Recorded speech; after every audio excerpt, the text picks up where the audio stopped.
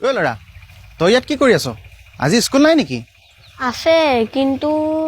কিন্তু কিন্তু আকৌ কি তই হ'বলা আজি হোমৱৰ্ক নকৰিলি সেইটো কথা নহয় অ মই আৰু পঢ়া শুনা আগবঢ়াব নোৱাৰিম আগবঢ়াব নোৱাৰিবি কিয়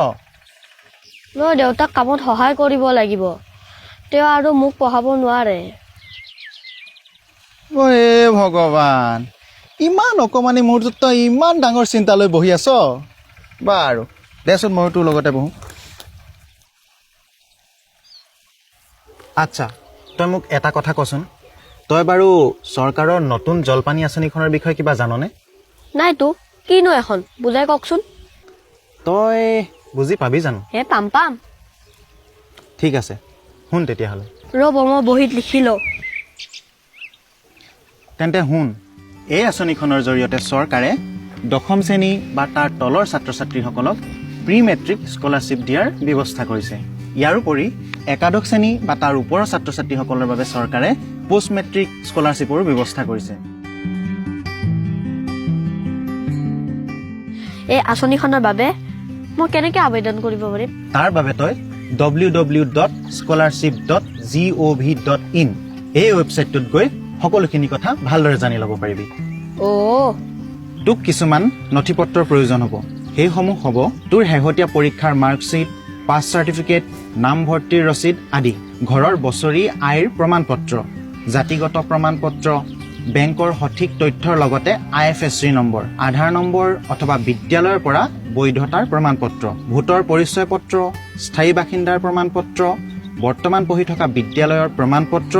আৰু লগতে পাছপোৰ্ট ফটো কথা এইখিনি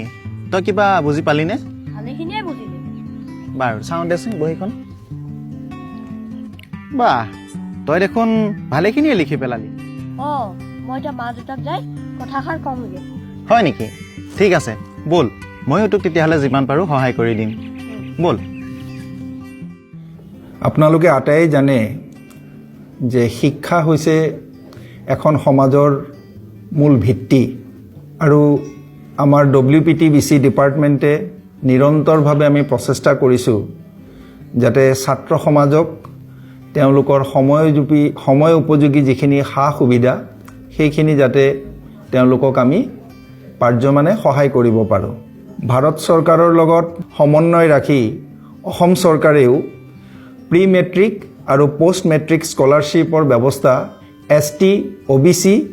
আৰু SC ষ্টুডেণ্টৰ কাৰণে ৰাখিছে সেইবাবে মই প্ৰত্যেক ছাত্ৰ ছাত্ৰী শিক্ষক শিক্ষয়িত্ৰী আৰু সমাজৰ প্ৰত্যেক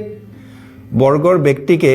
অনুৰোধ জনাইছোঁ যাতে প্ৰত্যেক পিতামাতাই ছাত্ৰ সম্মিলিতে সকলোৱে scholarship.gov.in তেওঁলোকে যায় আৰু নিজৰ স্কলাৰশ্বিপ পোৱাৰ ব্যৱস্থা সাব্যস্ত কৰে নমস্কাৰ মোৰ নাম ৰজনীকান্থা মই সোণাপুৰ মহাবিদ্যালয়ৰ ছাত্ৰী মই পোষ্ট মেট্ৰিক স্কলাৰশ্বিপৰ কাৰণে এপ্লাই কৰিছোঁ আপোনালোকে কৰক বহুত সহজ